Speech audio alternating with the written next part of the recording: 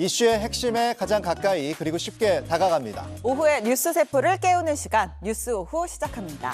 서울중앙지법 서관 321호 민주당 이재명 대표와 검찰이 구속 여부를 놓고 치열한 다툼을 벌이고 있습니다.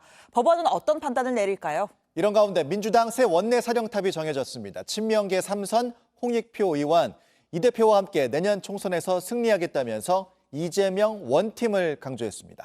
먼저 쇼트트랙부터 시작하겠습니다.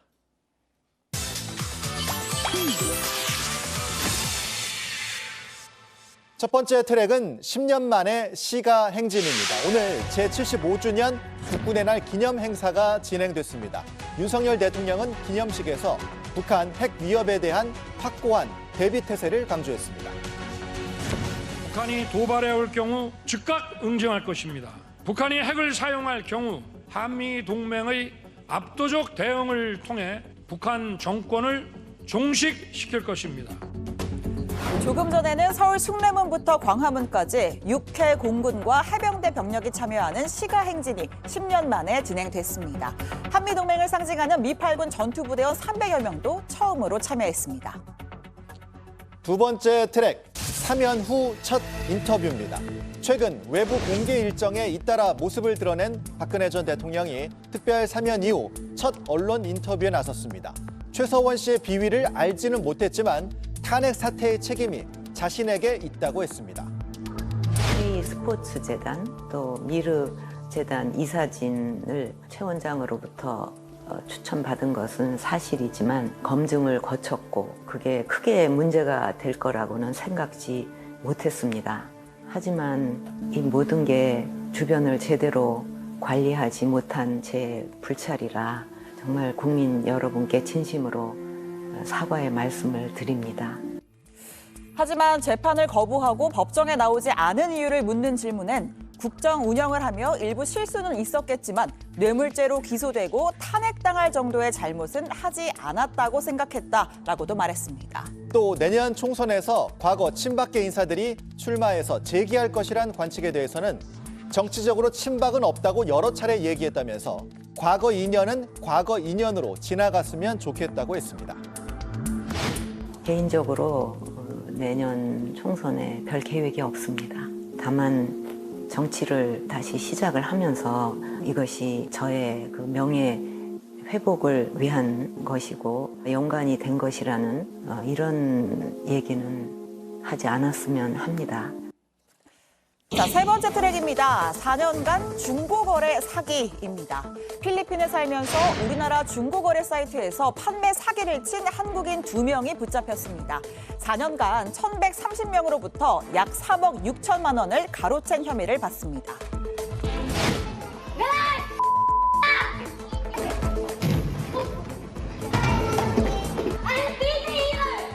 지금부터 여기는 이제 대한민국 영토고 탑승하는 순간 대한민국 현지법 적용됩니다. 보면 붙잡혀 들어오면서도 난동을 부리는 그런 모습이에요. 게시글에 올린 물건을 보내주겠다고 약속을 하고는 돈이 입금되면 연락을 끊는 방식으로 사기를 쳤습니다. 그런데 어떻게 4년이나 계속 사기를 친 거죠? 자, 아이디를 삭제했다가 새로 만들고 계좌도 계속해서 새로 개설하면서 범행을 이어갔다는 겁니다. 경찰은 이들이 해외 비대면 계좌 개설을 이용해 비교적 손쉽게 계좌를 만들 수 있었던 게 피해를 키웠다고 설명했습니다. 네 번째 트랙, 요가하는 로봇입니다. 괴짜 천재 일론 머스크 테슬라 CEO가 이번에는 휴머노이드 로봇을 공개했습니다. 이름은 옵티머스입니다. 자, 지금 머스크가 공개한 영상인데요. 로봇이 한 발로 중심을 잡는 요가 동작을 하기도 하고요. 또 블록을 색깔에 맞게 집어서 분류를 하기도 합니다. 팔다리 움직임이 네. 진짜 사람 같아요. 테슬라는 옵티머스는 이제 팔과 다리를 스스로 컨트롤할 수 있다, 이렇게도 설명을 했습니다. 네. 테슬라는 2년 전부터 로봇 개발에 뛰어들었습니다. 아직 이 로봇이 언제쯤 상용화될지 알 수는 없지만 뭐랄까요, 궁금하기도 하고 두렵기도 하고 생각이 복잡해집니다. 네, 오늘 쇼츠트랙은 여기까지 달려봤습니다. 곧바로 시내 원룸에서 이재명 대표 구속영장 실질심사 이야기 이어가겠습니다.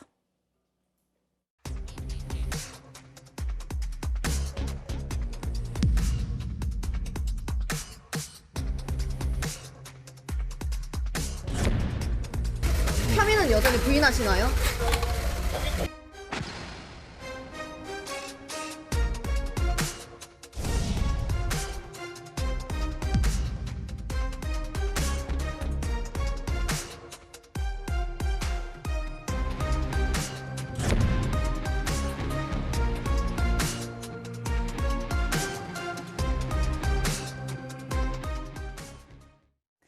네, 5시엔 뉴스 후 원룸에서 정치권 소식 이어가겠습니다.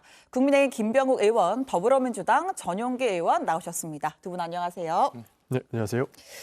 네, 바로 들어가겠습니다. 헌정사상 처음입니다. 제1야당 대표의 구속영장 실질심사가 지금 서울중앙지법에서 열리고 있습니다. 이재명 대표 직접 출석을 했고요. 오늘 첫 번째 주제, 운명의 날 이렇게 잡았습니다. 자, 영상을 좀 보면서 이야기를 하겠습니다. 오늘 오전 한 8시 반쯤 녹색병원 앞에 모습을 드러낸 이재명 대표입니다. 지팡이 짚고 있는데 휘청이는 모습도 보이고 주위에서 좀 부축을 해주고 있죠. 검은 정장에 노타이 차림, 천준호 비서실장, 지도부 정청래 최고위원 인사도 하고 대화를 좀 나누면서 차량에 탑승을 하는 그런 장면입니다. 지지자들 향해서 손도 좀 흔들었다고 하고요. 자, 18일에 입원해서 8일 만에 지금 병원 바깥으로 나온 모습입니다. 자, 법원으로 이동해서 지금 차량에서 내리고 있는데 보면 이제 병원에서와 달리 우산을 직접 손으로 들었고요. 이제 혼자 부축을 받지 않고 이 포토라인을 걸어갔습니다. 시선이 좀 땅을 향하고 있고 아무래도 힘에 부친 건지 좀 이렇게 똑바로 걷지는 못하는 모습인데 걸음도 굉장히 천천히 걷더라고요. 취재진들이 여러 가지 질문을 했는데 별다른 답변 없이 침묵하는 가운데 법정에 들어섰습니다.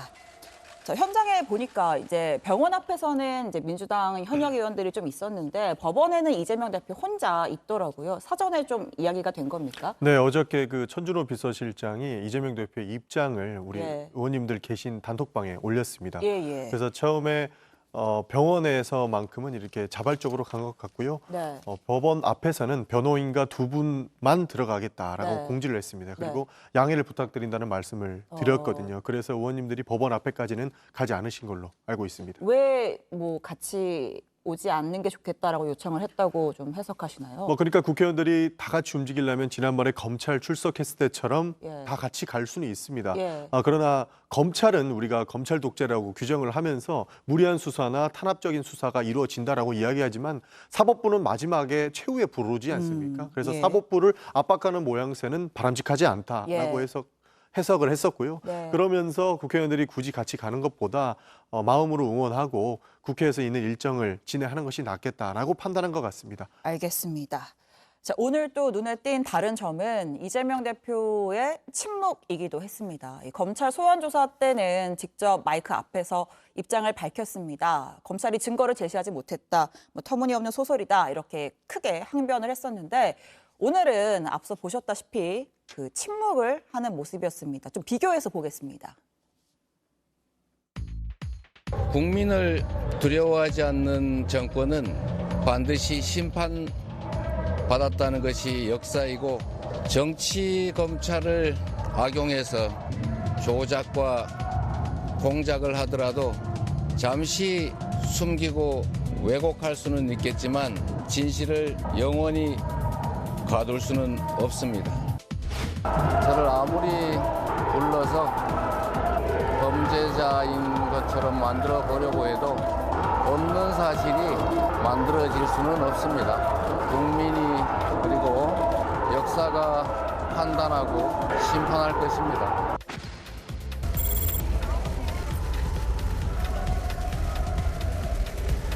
구속영장 실질심사 받게 됐는데 한 말씀 해주시죠. 증거인멸을 교사했다는 혐의에 대해 어떻게 방어하실 건가요?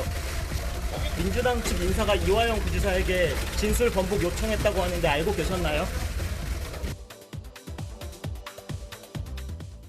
앞서 전영기 의원님이 이재명 대표 홀로 법정에 간 이유를 설명하신 것과 좀 연관이 될 것 같아요. 이재명 대표가 오늘 출석하면서 별다른 입장을 밝히지 않았던 거 어떤 이유입니까? 그러니까 이제 법원에서 다 소명을 해야 되는 거겠죠. 예. 그러니까 검찰에 조사받으면서 검찰이 증거를 제대로 제시하지 못했다. 네. 이런 이야기들은 계속적으로 나왔던 거고 예. 실제로 그 수원지검에 갔을 때도 많은 증거들을 내놓지 못하고 나를 여기에 왜 불렀느냐 이런 질문을 할 정도였거든요. 그러나 이제는 수사가 어느 정도 마무리가 됐고 네. 실제로 영장이 발부돼서 이제는 구속 여부를 법원에서 판단을 받는 것이기 때문에 굳이 외부에서 메시지를 낼 필요가 없다라고 판단한 것 같습니다. 언론에서 이야기할 필요보다는 법원에서 판사한테 모든 것을 이야기하는 것이 예. 조금 더 합리적이고 법원에서는 정말 진실된 얘기만 하지 않습니까? 그 내용을 명확하게 소명하는 것이 지금은 필요하다고 판단한 것 같고 네. 그로 인해서 외부에서 의견을 제시하기보다는 법원에서 소명을 하는 것으로 판단한 것 같습니다. 김 의원님은 어떻게 보시나요? 예. 우선은 뭐 24일간 단식 이후에 예. 며칠을 물론 쉬긴 했습니다만 그 바로 외부에 처음으로 공개적인 행보를 하는 것이니까 아무래도 체력적으로도 좀 한계가 있던 것 같기도 하고요. 예. 또 24일 단식했는데 카메라 앞에서 국민들 앞에 너무 좀 이렇게 씩씩한 모습으로 말하는 것도 사실 좀 무리는 있을 것 같습니다. 단식의 영향도 있을 것이다. 네, 단식 예. 영향이 있는 것 같고 네. 그리고 법원에 들어가서 또 오늘 벌써 지금 거의 8시간, 9시간 지나고 있는데 뭐 오랫동안 그 이제 본인 또 답변을 해야 되는 상황이 네. 진술을 해야 되는 상황이기 때문에 네. 그런 면에서도 좀 체력을 아끼는 게 아닌가 싶기도 하고요. 예, 예. 네.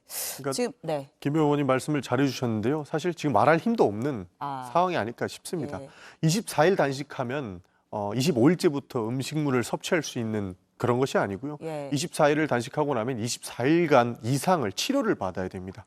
그렇기 때문에 이재명 대표가 지금 구강으로 섭취할 수 있는 음식물은 거의 없다라고 네. 보시면 될 것 같습니다. 오늘도 이 조사 중간에 이제 점심 식사 시간에는 간단하게 미음 같은 네. 걸로 조금 했다고 하더라고요. 그러니까 24일 단식을 하면 실제로 24일 정도까지는 미음 이상의 것을 먹으면 정말로 내장 장기 기관들이 활동할 수가 없는 상태이기 때문에 네. 참 어렵다 하더라고요. 네. 그런 측면에서 말할 힘도 조금이라도 아껴놨다가 판사에게 모든 것을 소명하는 것을 선택하지 않았나 네. 그렇게 보고 있습니다. 그러니까 할 이야기가 있다면 재판부에서 법정에서 하겠다 이렇게 해석을 좀 할 수 있을 것 같고요. 지금 영장 실질심사 받고 있는 곳이 서울중앙지법 서관 321호입니다. 또 이 321호라는 장소가 또 주목을 받은 게 이 방에서 이제 흔히 말하는 거물급 인사들의 영장 실질심사가 많이 이루어졌었죠. 뭐 공교롭게도 우연입니다만 박근혜 전 대통령, 양승태 전 대법원장 그리고 이재용 삼성전자 부회장도 이곳에서 영장 실질 심사를 받았었고요. 그리고 또 오늘 뭐 언제까지 지금 이 실질 심사가 언제 끝날 거냐 이렇게 예측을 하면서 현재까지 최장 시간이 지난해 12월에 서훈 국가안보실장이었습니다. 서훈 전 실장이 서해 공무원 피격 사건 관련해서 10시간이 조금 넘는 영장 실질 심사를 받았는데 그리고 나서도 이제 판사가 한참 심리를 거쳐서 그 다음 날 새벽 5시가 가까워서야 결과가 나왔거든요. 자, 네. 이재용 삼성전자 회장입니다.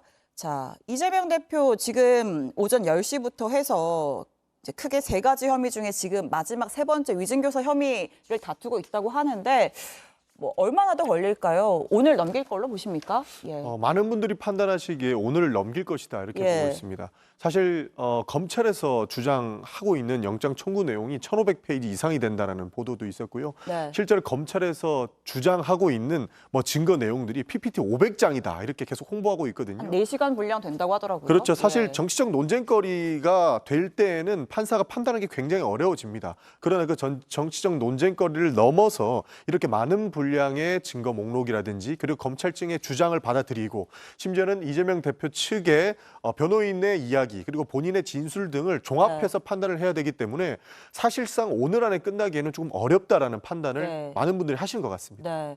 이재명 대표 측 변호인단이 굉장히 적극적으로 지금 법정에서 소명을 하고 있다 그래요. 그러면 시간이 사실 더더욱 걸릴 수밖에 없을 것 같다는 생각이 듭니다. 네, 그렇습니다. 일반적으로 뭐 수사를 받더라도 수사가 상당히 길어지는 게 어떤 범죄 혐의 사실이 많으냐 적으냐도 있지만 검찰이나 수사관이 이제 신문하는 것과 또 피의자가 답변하는 것, 피의자나 참고인이 답변하는 그 시간, 또 나중에 그걸 정리하는 조서를 정리하는 그 시간까지 포함해서 상당히 그 포함 시간이 다 시간을 다 계산해야 되는데 네. 오늘은 이제 그런 일반의 검찰 수사하는 시간과 비교해도 판사가 또 질문이 있겠고 검찰 측에 또 일단 공방이 있을 수 예. 있고 또 변호인 측과 이재명 대표의 또 방어한 진술이 있기 때문에 이 3자 간의 이제 질문 답변을 주고받다 보면 상당히 시간이 할애가 많이 돼야 될 것 같고요. 네. 애초에 구속영장 자체가 142쪽에 달했었고요. 그러니까 예. 보통 사건과는 훨씬 더 양이 많습니다. 네. 일단 그리고 또 영장실질심사의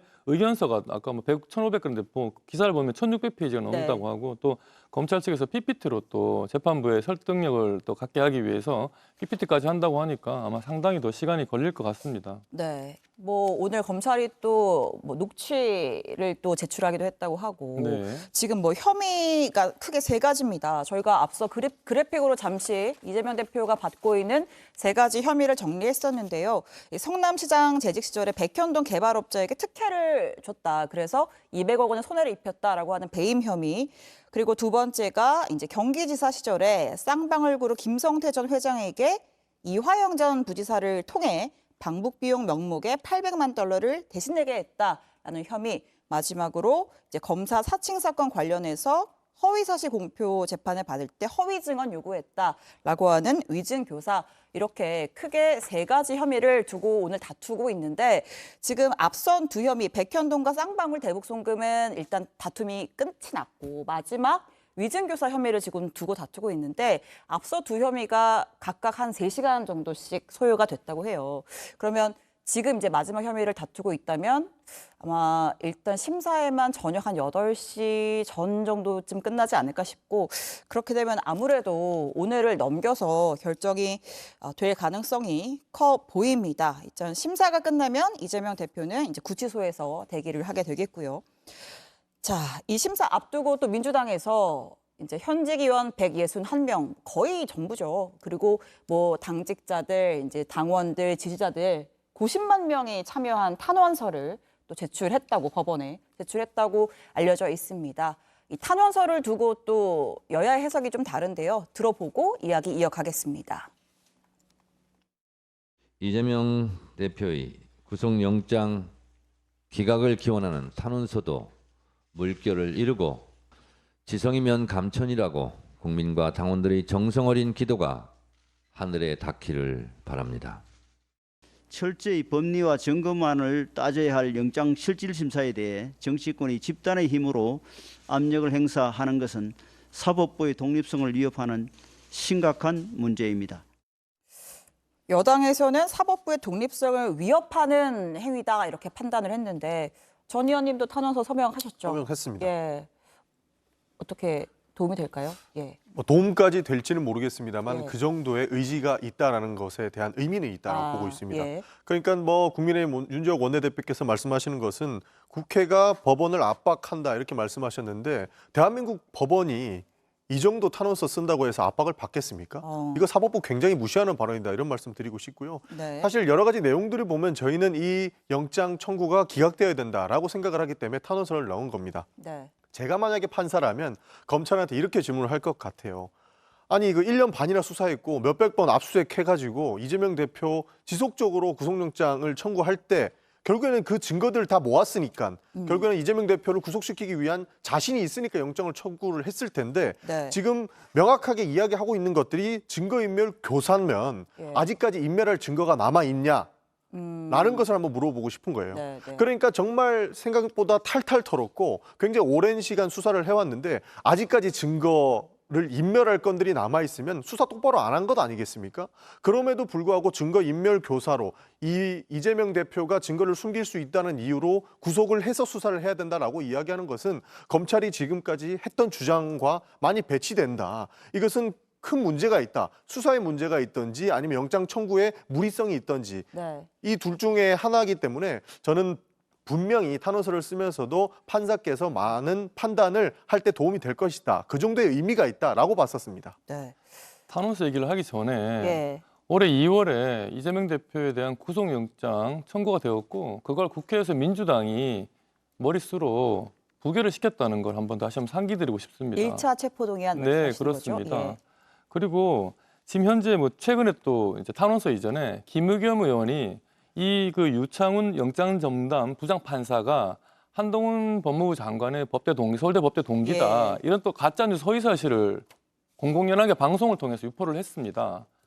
그리고 또 이제 뭐 90만 장 그랬는데 뭐 100만 장을 채우겠다고 하더니 90만 장을 했나 본데요. 네. 탄원서를 쓴 게 이렇게 재판부를 압박하고 재판장을 실질적으로 좌표를 찍어서 낙인 찍기를 하고 이런 행위 자체가 오히려 만약에 인간으로서의 그 재판장이 어떤 뭐 감정을 가지고 이 뭐 조서를 쓰는데 영향을 미친다고 하면 오히려 저는 부정적인 영향을 미치지 않을까 생각이 듭니다. 그럼 이미 민주당은 사실상 사법부를 압박하고 있다 이렇게 해석하시는 건가요? 그렇죠. 담당 재판 부장판사, 담당 재판장이 이 영장실질심사로 해서 이재명 대표를 구속할 것이냐 아니면 기각할 것이냐를 결정하는 그 판사에 대놓고 이 판사가 법무부 장관의 대학교 법대 동기다. 그러니 뭔가 서로 뭐 사전에 뭐 짬짬이가 있는 거 아니냐 이런 식으로 얘기를 했단 말이죠. 근데 그것도 거짓 뉴스로 금방 들통이 났어요. 취지에 구멍이 있다고 하고 사과는 하지 않더라고요 또. 그러니까 이런 거 자체가 민주당이 이재명 대표를 정말 지킬 생각이 있는 건지 오히려 그냥 이재명 대표를 빨리 보내고 싶은 건지 오히려 헷갈릴 정도입니다. 전 전혀 이렇게 뭐 효과가 없을 거라고 생각을 하고요. 오로지 정말 이 정당에 대한 지지를 떠나서 정파를 떠나서 상당수의 법조인들이 이 정도의 구속영장 청구 이유, 청구 내용이면 당연히 구속 수사하는 게 맞겠다. 구속이 될 것이라고 그렇게 많이들 얘기를 하십니다. 왜냐하면 특히 이제 위증 교사 같은 경우에는 검사 사칭 재판을 하면서 이재명 대표가 직접 전화로 이 정도 이렇게 들은 걸로 해주면 되겠네라고 말을 한 그 육성 파일이 있다는 거 아닙니까? 그러니까 이거는 명백하게 이재명 대표가 직접 증거인멸한 정황인 거거든요. 그리고 이화영 부지사에 대해서도 검찰의 탄압으로 이렇게 허위 진술을 했다고 얘기하면 좋겠다라는 얘기를 했던 게 밝혀져 있고요. 그래서 이미 증거인멸을 한 그런 정황이나 직접적인 이재명 대표 육성 파일이 있는 그 녹취록이 있기 때문에 이번에는 뭐 구속 수사를 하는 게 거의 기정사실로 받아들여지고 있다고 저는 들었습니다. 자, 지금 말씀하실까요? 그러니까 뭐 1차 체포 동의안 때 부결을 했기 때문에 수사가 안 이루어진다라는 말씀을 조금 바로잡아야 될 것 같은 게 1차 체포 동의안이랑 지금 표결한 2차 체포 동의안이랑 다른 내용이죠. 혐의가 다르죠. 그렇죠. 혐의가 너무 많아서 왜 이렇게까지 이재명 대표를 구속시키려고 하는지 왜 이렇게 여기에 집착을 하는지 모를 정도로 검찰에서는 수많은 이런 혐의들을 직접으로 이재명 대표를 타겟을 하고 있습니다. 그리고 김우겸 의원 얘기하셨는데 김우겸 의원이 그렇게 발언하신다 해서 법원이 압박받을 것은 아니다라고 말씀을 좀 드리고 싶습니다. 알겠습니다. 자, 지금 뭐 말씀하셨다시피 오늘 영장심사 유창훈 부장판사가 진행 중입니다. 이 형사소송법에 따르면 이 영장을 발부하는 이유 명확하게 규정이 되어 있죠. 죄를 범했다고 의심할 만한 이유가 있고 그 다음에 사유가 있는 경우에 구속할 수 있다. 주거가 없는 때, 증거인멸에 염려가 있는 때, 도주 염려가 있는 때 제1야당 대표의 주거가 없을 리 없고 또 도주의 염려도 없어 보입니다. 결국은 증거인멸이 가장 큰 쟁점이 될 텐데 이제 이 부분에서 지금 이제 두 분의 의견이 좀 두 분의 입장이 다른 것 같습니다. 뭐 유창훈 부장판사가 2월에 영장판사로 부임하고 나서 영장을 총 13건을 발부를 했는데 그중에 11건의 사유의 증거인멸이 있었다고 해요. 그만큼 이걸 좀 중요하게 볼 것 같은데 이제 김 의원님은 이미 여러 사건에서의 증거인멸 시도가 명확하게 있었다라고 말씀하시는 그렇습니다. 거고 전 의원님은 그렇지 않다. 수사 그렇게 해놓고 아직도 인멸할 증거를 뒀냐. 그러면 검찰 수사 똑바로 한 거 아니지 않냐. 오늘 추미애 전 법무부 장관 뭐 판사 출신이죠. 같은 이야기를 했습니다. 검찰이 그렇게 방대한 자료를 내놓은 것 자체가 어떻게 보면 이미 다 너희가 확보할 자료를 다 확보한 거 아니냐. 그래놓고 증거인멸을 말하는 것이냐. 이렇게 또 주장을 하더라고요. 추미애 전 증거인멸을 시도해 왔다는 것 자체가 구속 사유라는 거죠. 증거인멸한 상황을 다 파악하고 있으니 이제 인멸할 증거가 없으니까 구속해서는 안 된다는 말은 좀 어불성설인 거죠. 알겠습니다. 자, 좀 최종적으로 정리를 해야 될 것 같습니다. 자, 이재명 대표와 또 한동훈 법무부 장관의 대립이 굉장히 첨예했었습니다. 체포동의안 설명할 때부터 그리고 이제 소환 조사 받았던 이재명 대표의 발언부터 좀 저희가 주요 이야기를 정리를 했습니다. 사실이 아니니 증거라는 게 있을 수가 없고 그러다 보니 의미 없는 문서 확인을 하거나 이런 걸로 이 아까운 시간을 다 보냈습니다. 잠시 억압하고 왜곡 조작할 수 있겠지만 오래가지 못한다, 이 말씀 드립니다. 이러한 대규모 비리 혐의 정점은 이 의원이고, 이 의원이 빠지면 이미 구속된 실무자들의 범죄 사실은 성립 자체가 말이 안 되는 구조입니다. 자, 이재명 대표가 구속되지 않으면 범죄 사실이 성립 자체가 안 되는 구조라고 했던 한동훈 법무부 장관. 당시 이 발언할 때 민주당 의원들한테 강한 항의도 받았습니다. 자, 두 분 오늘 영장 발부된다 안 된다 어떻게 예상하십니까? 네. 저는 기각이 되어야 된다라고 생각하고요. 예. 기각 결정이 판사한테서 나올 것이다 보고 있습니다. 결국에는 개인의 방어권도 존중이 돼야 되는 것이 대한민국 국민이라면 누구나 누려야 될 권리라고 보는데, 이 정도로 정치 탄압 수사를 이어지고 있고, 이 정도로 한 사람을 향해서 많은 혐의들을 더 씌워서 새로운 것들을 계속 가지고 오는 거 보면 판사께서도 충분히 이것은 방어권이 인정돼야 될 사유라고 보실 것 같습니다. 알겠습니다. 김 의원님. 이재명 대표가 성남시장과 그 이전부터 해서 개인 민주당 대표, 민주당 대선 후보가 되기 이전부터 개인으로서 이렇게 저지른 비위들, 불법 사실들이 지금까지 누적이 되어 왔다가 민주당 당 대통령 후보 선출 과정에서 크게 부각이 되었고요. 그때부터 수사가 조금 시작되었습니다. 물론 민주당 정부 때는 수사가 거의 되지 않았죠. 실질적으로 대통령 선거가 끝나고 수사가 본격화되었고요. 그래서 올해 2월에 첫 번째 구속영장 청구가 되었는데 그때 민주당이 머릿수로 부결을 시킨 거고요. 지금 왜 그렇게 껌껌이 범죄 혐의가 많냐고 하는데, 이렇게 죄를 많이 지은 사람이 민주당 대통령 후보가 되고 민주당 당대표가 된 것 자체가 저는 민주당의 불행이고 우리 국가의 불행이라고 생각합니다. 그래서 저는 이번에 반드시 구속이 될 것이고 구속이 되어야 민주당도 정상화되고 국회도 정상화된다고 생각합니다. 이재명 대표가 사실은 단식만 봐도 그렇지만 이재명 대표가 단식을 함으로써 그 주변에 민주당을 중심으로 엄청난 구심력이 생기지 않습니까? 네. 이재명 대표가 제1야당 대표가 갖고 있는 힘이 이렇게 큰데 또 이 상황에서 구속이 되지 않으면 이재명 대표가 갖고 있는 권력으로, 그 힘으로 수사 자체를 방해하고 무력화시킬 수 있다고 생각합니다. 법 정의를 실현하기 위해서라도 이재명 대표는 저는 구속되는 게 맞고 구속될 거라고 생각합니다. 저도 짧게 할 말씀만 더 드리면, 이재명 대표가 범죄 혐의가 굉장히 많다라고 하는 것은 20년 전의 일부터 싸그리 모아가지고 범죄자로 낙인을 찍으려고 하다 보니까 이렇게 문제가 많이 생긴 거라고 저는 보고 있습니다. 옛날에 그 군사정권 때는요, 김영삼 대통령을 가택연금을 시켰고 김대중 대통령을 내라는 모로 사형을 시켰어요. 그때는 군사정권답게 힘으로 이 사람을 모든 것을 탄압하려고 했거든요. 지금 여기는 검찰총장 출신의 검사공화국이라고 저희가 규정을 하지 않았습니까? 있는 거 없는 거 혐의 다 만들어가지고 이 사람을 나쁜 사람 만들려고 하는 것은 방법만 바뀌었지, 탄압하고 정적 제거하려고 하는 그 권력자의 야욕은 저는 비슷하다고 보고 있습니다. 알겠습니다. YS보다 하루도 단식을 했어요. 24일. 그리고 이제 단식 후에 DJ처럼 지팡이를 짚고 다닙니다. 이재명 대표가. 아무리 이재명 대표가 단식을 오래 해서 YS처럼 단식했다, DJ처럼 지팡이 짚고 있다, 내가 이 탄압받는 야당의 정치 지도자다, 이런 이미지를 만들고 싶다고 하더라도 우리 국민은, 우리 역사는 절대 이재명 대표를 YS와 DJ와 같은 선상에 놓지 않을 거라고 저는 확신합니다. 알겠습니다. 자, 오늘 또 민주당에서 중요한 일이 하나 더 있었습니다. 새로운 원내 사령탑이 선출이 됐죠. 두 번째 주제 이렇게 잡아봤고요. 자, 홍익표 의원이 선출됐습니다. 삼선의 친명계 의원, 당선 후에 소감이죠. 일성을 한번 들어보겠습니다. 제가 꼭 우리 민주당이 하나의 팀이 돼서 이재명 대표와 함께 내년 총선에서 승리할 수 있는 그런 힘을, 동력을 만들어내겠습니다. 당대표님의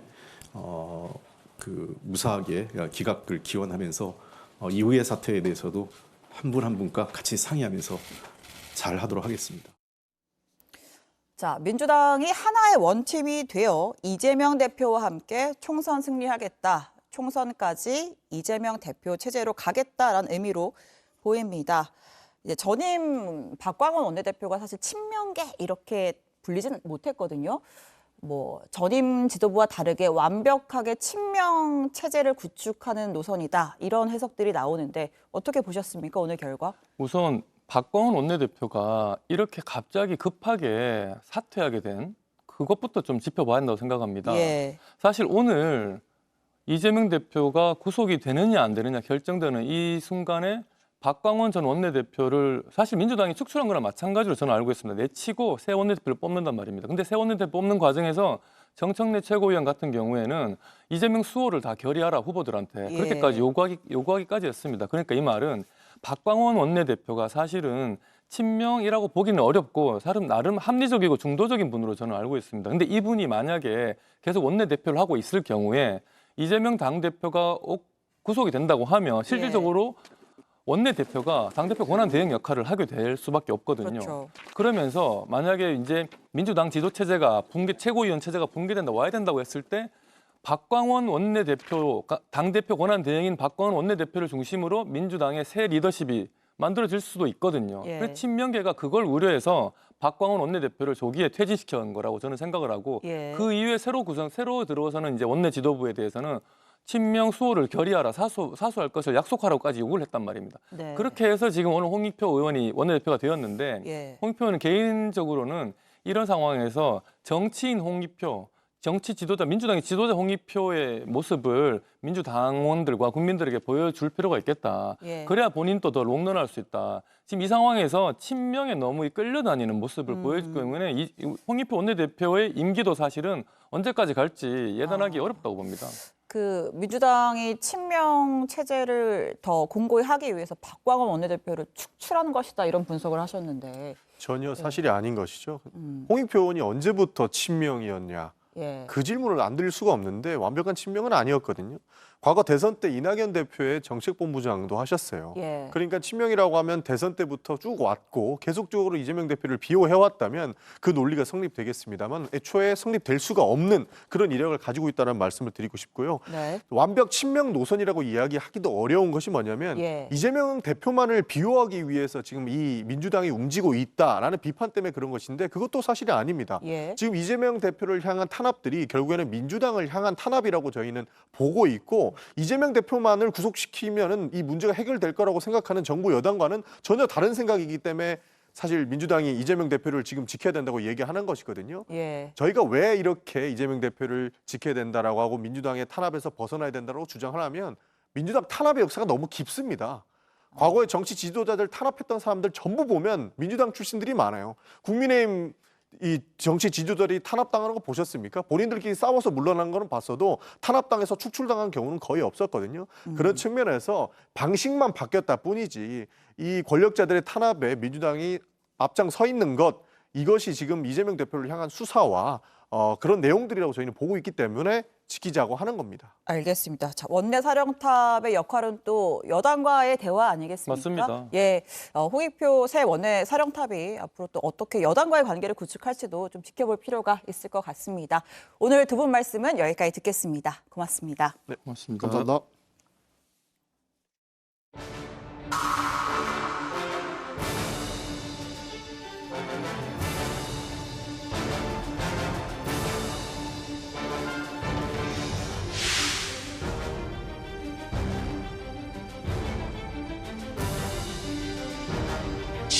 북한이 핵을 사용할 경우 한미 동맹의 압도적 대응을 통해 북한 정권을 종식시킬 것입니다.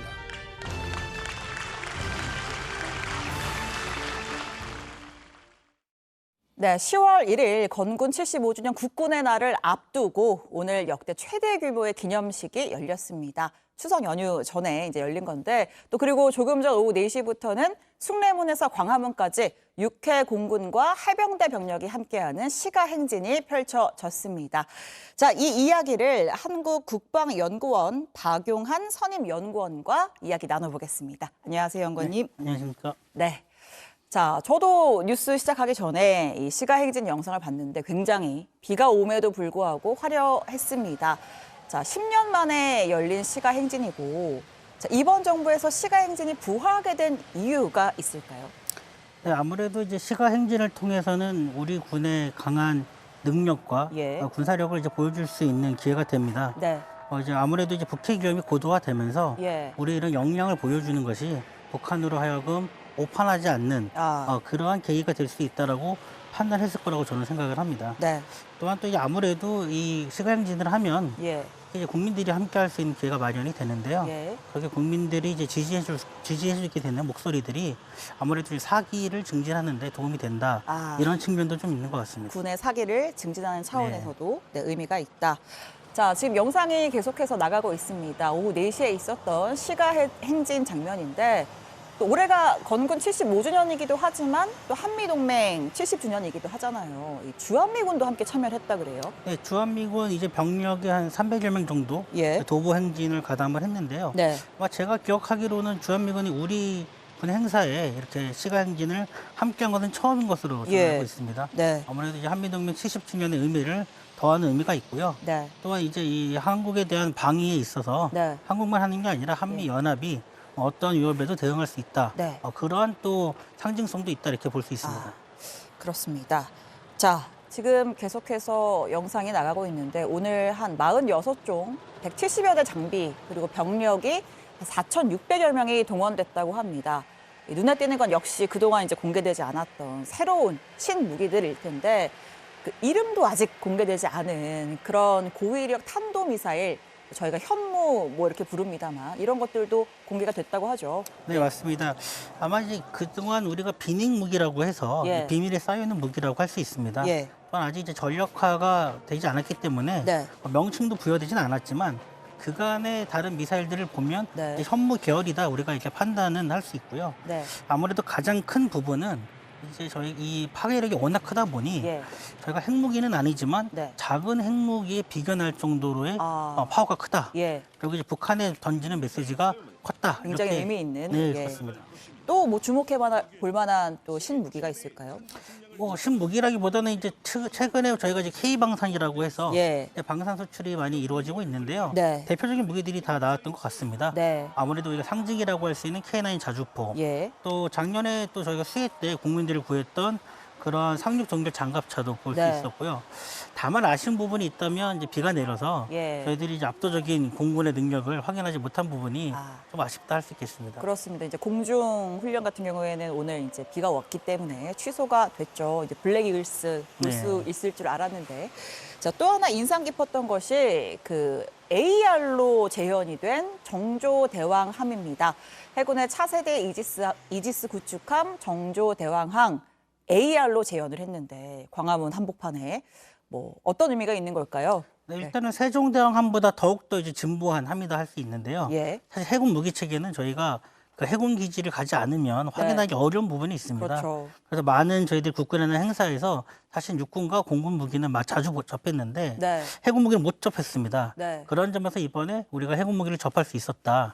그리고 또 이런 부분도 아마 해외에서도 저희 그 함정에 대한 인기가 많기 때문에 주목을 했을 거라 생각을 합니다. 네, 지금 영상이 나가고 있는데 그러니까 함만 딱 구축을 한 게 아니라 이제 바닥에 물길을 헤치고 나가는 모습까지 AR로 지금 구현을 해낸 그런 장면을 저희가 보고 있습니다. 아까도 짧게 언급을 하셨지만 K방산이 주목을 받고 있는데 이런 행사 해외에서도 좀 주목을 하면서 향후 방산 수출 산업에도 좀 도움이 될까요? 네, 아무래도 저희가 이제 이런 능력을 보여준다고 했을 때 이제 우리가 좀 위협이 되는 북한에게도 던지는 메시지가 있지만 저희 앞선 무기 체계에 관심이 많은 해외 방산에도 관심을 좀 끌 수 있습니다. 더군다나 저희가 또 이제 다음 달에도 아덱스에서 또 이제 비슷한 또 저희가 방산 전시회가 열리기 때문에요. 서로 좀 시너지 효과도 날 수 있다 이렇게 볼 수 있습니다. 알겠습니다. 자, 마지막으로 질문을 드리겠습니다. 윤석열 대통령이 오늘 기념사에서 이 북한이 핵을 사용할 경우에 한미동맹 대응으로 정권을 종식시킬 것이다 이렇게 강하게 경고를 했습니다. 우리 연구원님도 한미동맹의 결속을 보여주고 또 북한에 메시지를 주는 것이다 이렇게 해석을 하셨잖아요. 기념사 또 어떻게 보셨는지 어떤 메시지가 있는지. 네, 북한 정권에게 정확하게 오판하지 말도록 경고를 했다라고 보여지고요. 특히 우리가 소위 얘기하는 억지력 측면에서 저희의 능력과 의지를 오늘 확실하게 보여줌으로 인해서 북핵 위협에 좀 더 우리가 불안할 수 있는 국민들에게 좀 안도감을 좀 전해주는 시도가 아니었나 이렇게 해석할 수 있습니다. 알겠습니다. 자, 한국국방연구원 박용한 선임 연구원과 10년 만에 이뤄진 국군의 날 맞이 이제 시가행진에 대해서 분석을 해봤습니다. 자, 오늘 말씀 감사합니다.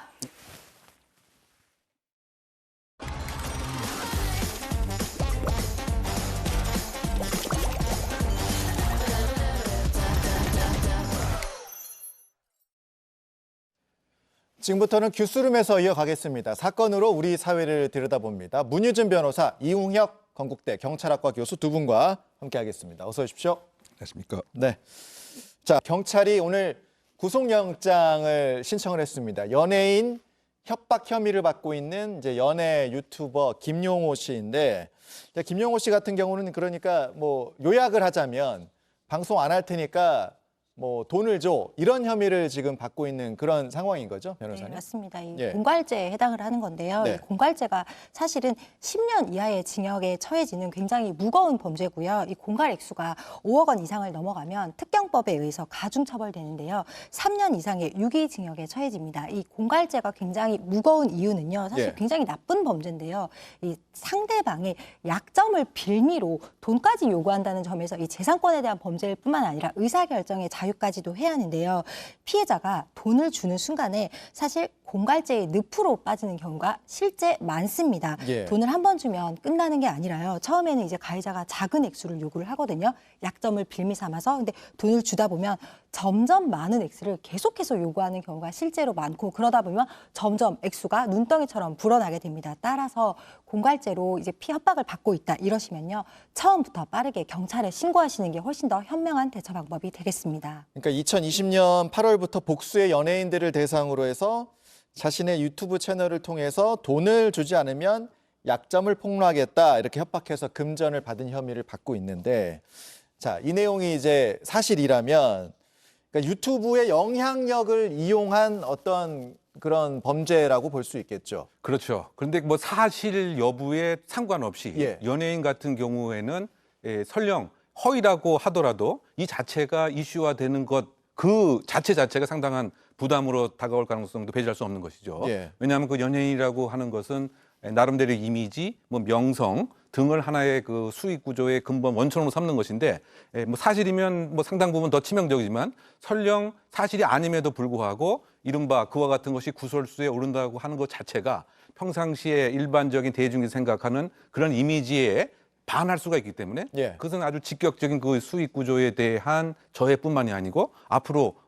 전문 직업인으로서 전문 연예인으로서 활동하는데도 치명적인 손상이 올 수밖에 없기 때문에, 그렇다고 본다면 아예 그냥 차라리 조금 금전을 제공해서 이것을 그냥 막는 게 낫겠다라고 판단할 가능성도 있게 됩니다. 어떻게 보면 요약하면 연예인 직업의 그 특수성을 예. 이 나쁜 유튜버가 교묘히 이용했던, 그런 갈취했던 뭐 그런 사례가 되지 않을까 한번 평가해 봅니다. 그것도 이제 유명 유튜버로서의 지위를 이용해서 그런 식의 이제 행위를 한 것으로 지금 보이는 그런 혐의를 받고 있는 상황인데, 우리가 뭐 나쁜 유튜버 2명을 단순하게 얘기했지만 지금 유튜브 상에서 또 다른 나쁜 유튜버들도 뭐 많습니다. 뭐 자극적인 콘텐츠 하는 뭐 조폭 유튜버도 있어가지고 이것이 뭐 범죄를 미화하는 거 아니냐, 이런 논란도 뭐 크고 그런 상황인데, 뭐 저희가 여기서 큰 담론을 얘기할 수 없겠습니다만 변호사님 보이시기에 짧게 우리가 이런 유튜브의 발전 속도를 우리 사회의 규범이라든가 뭐 법이라든가 이런 부분들이 따라잡지 못하는 측면도 있잖아요. 네, 그게 사실 어떻게 좀 보세요? 유튜브 자체가 바로 이 구독자 수나 예. 이제 시청 시간이 곧 수익으로 바로 직결이 되기 때문에 유튜브가 요즘에는 그냥 바로 영상을 올렸다가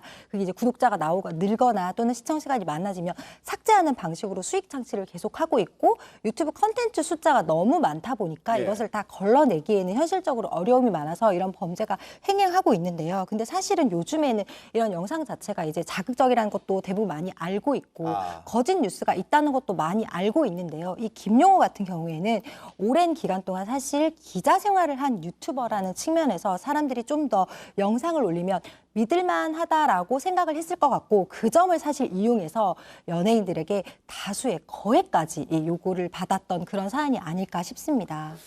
알겠습니다. 자, 오늘은 이런 유튜버들 이렇게 해서 두 분과 함께 이야기를 좀 나눠봤습니다. 두 분 말씀 여기까지 듣겠습니다. 고맙습니다.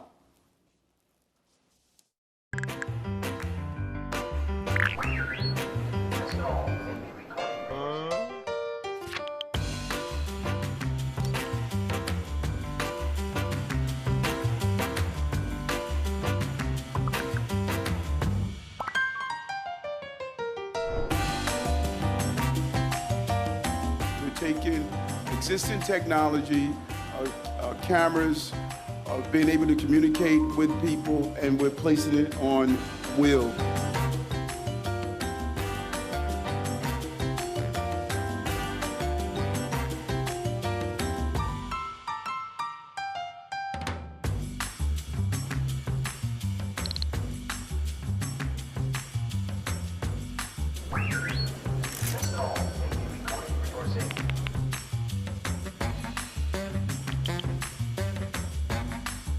It's very important that the public knows what this robot is, what its capabilities are.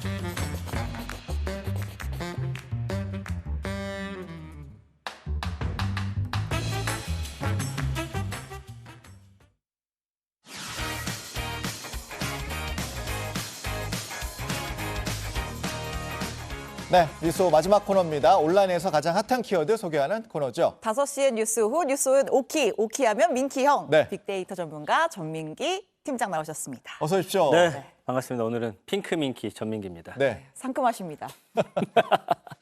오늘 좀 차분한 듯한 느낌도 들고. 아, 그래요? 그래요? 네. 옷으로 좀 이렇게 진짜요? 기분 좋게. 비 오는 날 또 이런 맞아요. 화사한 의상으로 예. 또. 네, 여러분 좀 다운돼 있으실까 봐요. 예, 네. 알겠습니다. 첫 번째 키워드 갈까요? 자, 첫 번째 키워드 휴게소입니다. 휴게소. 네, 연관어 쭉 볼까요? 역시나 고속도로 보이죠? 네. 화장실, 음식 이런 단어들이 많이 연관어로 뜨고 있습니다. 자, 뭐 슬슬 이 휴게소 맛집 지도 검색을 시작할 때입니다. 내일부터 귀성길 시작이잖아요. 그렇죠. 맞아요. 네. 그래서 다른 데는 사실 다 지나쳐도 휴게소 그냥 못 지나치죠. 예. 그런데 이 설레는 마음에 찬물을 끼얹는 소식이 좀 있어서 전해드려야 될 것 같은데 자, 메뉴판을 하나 보여드릴게요. 예. 자, 요즘 휴게소 메뉴판이거든요. 네.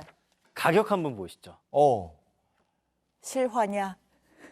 지금 떡꼬치 4,200원, 호두과자 4,800원. 떡꼬치는 500원이 국룰 아니었나요? 근데 돈가스도 10,000원이 넘어가는군요. 10,000원 한 장으로는 돈가스를 먹을 수가 없는. 맞아요. 네. 비싸죠. 예. 네. 원래 이제 휴게소 물가 비싼 거는 우리가 좀 알고 있었습니다. 예. 다른 곳보다는. 그렇죠. 근데 떡꼬치 하나에 지금 4,200원 좀 많이 비싸거든요. 그 10,000원 가지고 말씀해 주신 대로 지금 돈가스 하나도 못 먹는 상황이에요. 그러게요. 그 휴게소 음식이 최근 2년 사이에 11% 가까이 올랐다고 합니다. 뭐 체감하시는 거는 더 높을 것 같아요. 네. 그 휴게소 찾은 시민들 얘기를 한번 들어볼게요. 그렇죠. 라면을 먹을까 해서 봤는데 너무 비싼 거예요, 메뉴판이. 그러면 좀 간단하게 그냥 해결하고 가자. 그래서 분식 쪽을 들렀거든요. 그래서 이렇게 두 가지를 샀는데 이것 또한 예전 비해서 물가가 너무 많이 올랐어요. 예전보다 많이 비싸졌죠. 한 2배 정도는 비싸진 것 같아요, 제 체감으로. 진짜 체감은 한 2배 되는 것 같습니다. 그쵸. 예. 이런 분식은 또 저렴한 가격이 매력인데 왜 이렇게 비싸지는 거예요? 원재료가가 올라서 그런가? 다른 이유가 있더라고요. 예. 원래 이제 작년에도 휴게소 음식값 너무 비싸다는 얘기가 나와서 10% 인하를 추진을 했었거든요. 예. 그 실제로 TF까지 만들었는데 운영 업체랑 입점 업체 수익 문제 같은 게 얽혀 있어가지고 이게 흐지부지 됐습니다. 그리고 또 올해 음식값을 다시 올린 거예요. 예. 그 가격 인상이 이제 업체들 수익 때문이면 일단 이거 수수료를 좀 줄이면 되는 거 아닌가라고 생각을 하는데 그게 아니더라고요. 수수료가 있어요. 네. 그 도로공사 퇴직자 단체가 있는데 여기서 받아가는 수수료가 너무 비싸더라고요. 그러니까 돈가스 예를 들어서 10,000원짜리 하나를 팔면은 퇴직자 단체에서 4,100원을 가져간다는 거예요. 그래서 휴게소 운영하는 자회사는 2년 동안 적자였는데 퇴직자 단체는 매년 8억대 배당금을 가져갔다고 합니다. 그러니까 이게 단순히 요새 뭐 물가가 오르고 원자재 값이 올라서 휴게소도 비싸졌다 이렇게만 생각할 수는 없는 또 복잡한 사정들이 또 숨어 있는 그런 상황이군요. 구조적인 문제가 있는 것 같아요. 어떻게 해야 됩니까? 그 사실 긴 귀성길에 이게 배가 안 고플 수가 없잖아요. 네, 뭘 안 먹을 수는 없습니다. 그러니까요. 그래서 이번에도 이제 지갑 여실 분들 많을 텐데 그래서 제가 이제 생각하는 게 가격을 제가 급하게 낮출 수는 없잖아요. 그렇죠. 그래서 이왕 사 먹는 거 진짜 맛있는 거를 좀 드시라고 그래서 제가 이제 전국 이색 휴게소 음식 지도를 가져왔거든요. 네. 이거 보고 좀 화 푸시기 바랍니다. 전민기 팀장이 가져올 수 있는 최고의 해법을 갖고 왔어요. 맞습니다. 예. 그래서 이제 이 곳들이 이런 음식이 유명합니다. 여주 휴게소는 여주 느타리버섯 크림 우동, 장흥 정남진 휴게소는 표고버섯 뚝배기 불고기, 홍천강 휴게소는 얼큰 황태 순두부 주물솥밥, 청송 휴게소는 청송 사과 돈가스, 오수 휴게소 여기 임실치즈 식물성 철판 불고기 볶음밥인데 이게 진짜 고기가 아니라 식물성 고기래요. 네, 이것들이 맛있다고 합니다. 진짜 다 특산물 활용한 것들이라서 바로 그겁니다. 저는 이번에 강원도 갈 일이 있어서. 아, 그래요? 네, 아까 그 홍성 그거 한번 먹어보겠습니다. 알겠습니다. 자, 두 번째 키워드 갈까요? 자, 바로 쪽지입니다. 쪽지. 네, 연관어 볼까요? 뭐 예. 쪽지 시험도 있고 연락처도 있고 채팅도 있고 뭐 이런 단어들 보여지네요. 오늘 쪽지 이 키워드 때문에 기사들이 굉장히 많이 나왔습니다. 보셨죠? 예. 그 황당한 쪽지 때문에 예. 지금 온라인이 들썩거리고 있습니다. 어제 한 온라인 커뮤니티에 올라온 글인데 좀 보여드릴게요. 자, 고객님, 매장 이용 시간이 너무 깁니다. 젊으신 고객님들을 늘은 아예 이쪽으로 안 오고 있어요. 계세요. 예. 네, 이렇게 썼어요. 그래서 이 카페 후기로 달린 내용인데 그 본인 아버지가 카페 사장에게 이런 쪽지를 받고서 이걸 들고 오셨다는 거예요. 예. 아, 그러면서 이제 결제 내역이랑 사진 찍어가지고 그 자녀분이 이제 후기를 올린 건데 카페에 좀 오래 앉아 있었다고 주인이 이런 쪽지를 줬다는 겁니다. 오래 앉아 있으면 왜 이렇게 오래 계시냐 이렇게 얘기를 하지 무슨 뭐 젊은이들이 안 온다. 노인분들한테 상처 아닌가요? 그렇죠. 예. 예, 자녀분도 후기에서 아니 이게 왜 갑자기 여기서 나이 지적을 하느냐 이야기를 하고 있고요. 그 쪽지의 언급은 그 저희 아버지의 행동이 아니라 나이가 문제라는 말로 들린다 이렇게 이제 썼어요. 또 이 분 글을 보니까 당사자분이 쪽지를 받고 주변을 둘러보니까 손님이 많지 않았다라는 거예요. 그래서 누리꾼들 반응도 좀 어때요? 비판적인 내용이 많습니다. 네. 한번 좀 볼게요. 예. 네. 야, 부모님이 이런 쪽지 받았다고 생각하면 진짜 억장이 무너진다. 아니, 손님 가려받겠다는 말이나 다름없다.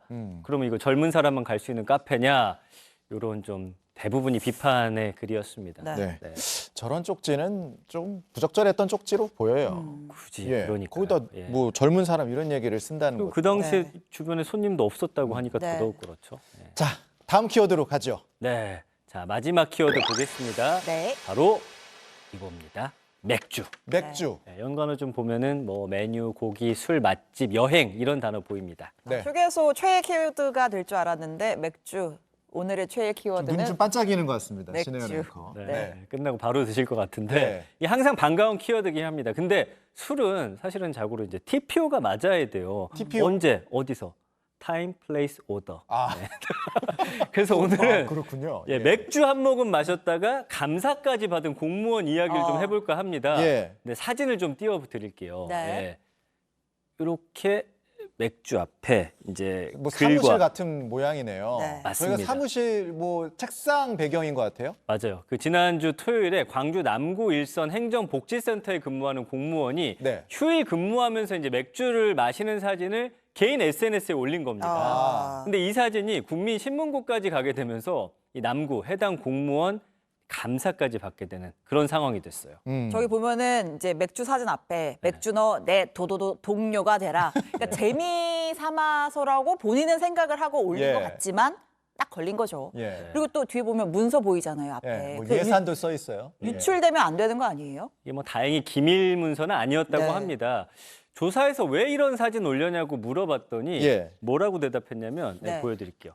휴일에 맥주 한 캔 사서 집에 가다가 잠깐 사무실에 들러서 1시간 안 되게 업무를 봤다. 목이 너무 말라서 마셨다. 휴일 근무하다 잠깐 마셨다. 네. 목이 마르면 물을 마시면 될 것 같은데. 네. 예. 그러니까 휴일이니까 뭐가 문제되냐 이런 좀 반응인 것 같은데 예. 그 광주 남구청도 현재 복무 규정 위반 행위에 해당하는지를 지금 조사를 하고 있고요. 예. 조사 결과 나오면 관련 조치를 이제 취한다고 합니다. 지금 누리꾼들도 비판하는 반응이 많았는데 네. 아니 목마르다고 맥주를 마셨다는 건 진짜 말도 안 된다. 뭐 그러면서도 맨정신으로 휴일 근무 못할 것 같은 심정은 이해는 되는데 네. 그래도 이건 아니다. 이런 반응이 많네요. 이게 인증샷을 이제 올렸다가 이렇게 나는 이제 재미라고 생각해서 올렸다가 이게 이렇게 역풍을 맞는 경우들이 꽤 있습니다. 종종 있어요. 왜냐면 이분들은 이거 내 개인 계정이니까라고 생각하시는 것 같아요. 네. 근데 이렇게 올렸다가 국민신문고까지 퍼진 거잖아요. 네. 그래서 요즘 어딜 가든 사실 자연스럽게 이 SNS 인증샷을 올리는 게 습관이 돼 있다 보니까 이 맥주만큼은 인증샷도 때와 장소가 좀 중요하지 않나. 네. 자, 요거 사진 하나 더 보여드릴게요. 네. 이건 이제 군인이 올린 인증샷인데요. 네. 그 육군 훈련소 훈련병이 이거 다른 사진이 있는데 영수증. 네. 그 SNS로 그 PX 인증에서 영수증, 요 PX 관리자, 개인정보 이런 게 담겨 있는 거를 올렸다가 네. 야, 이거 올리면 되냐. 좀 보안이 허술하다. 이런 비판을 받았다. 요 사진입니다. 바로 이 사진입니다. 예. 네. 앞에 그 트레이닝복이 이제 ROK 이제 군인 그 맞습니다. 추리닝 입고 트레이닝복 입고 있는 거고요. 네. 지금 영수증이 나오네요. 참 SNS 올리기 전에 조금 한번 생각을 한번 또 하고 올리는 것도 좋을 것 같아요. 이게 보안에 뭐 문제가 있는 것인가 없는 것인가. 제가 이제 PX병 출신이잖아요. 아, 그래요? 가격도 보안입니다. 네. 깨알 같은 정보. 저분들 왜 이렇게 크게 웃으시죠? 지금 카메라 감독님들이 빵 터졌어요. 알겠습니다. 오늘도 재밌게 잘 들었습니다. 고맙습니다. 네, 뉴스 오후 오늘 준비한 소식은 여기까지입니다. 네, 저희는 내일 더 좋은 소식과 함께 다시 찾아뵙겠습니다. 고맙습니다.